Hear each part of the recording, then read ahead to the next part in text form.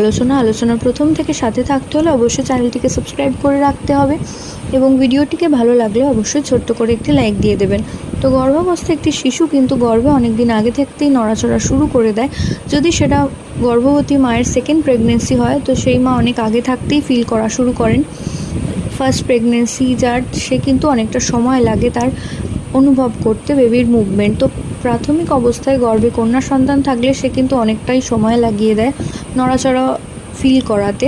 তো তবুও যদি দেখেন কোনো গর্ভবতী মা যদি তার গর্ভাবস্থায় নড়াচড়ার পরিমাণ এবং লাথির পরিমাণ বাম দিকে বেশি খাচ্ছেন, তো সেক্ষেত্রে ধারণা করতে পারেন যে গর্ভের আগত সন্তানটি একটি কন্যা সন্তান আসতে চলেছে। তো এর সাথে বিজ্ঞানের কোনো ভিত্তি নেই, এটা শুধুমাত্র একটা মিথ এবং এর সাথে এটা শুধুমাত্র একটা ওল্ড ওয়াইফ টেলস থেকে পাওয়া তথ্য। তো আশা করছি ভিডিওটা কাজে আসবে। প্রত্যেকে ভালো থাকুন, সুস্থ থাকুন, সাবধানে থাকুন এই কামনা করে ভিডিও এখানে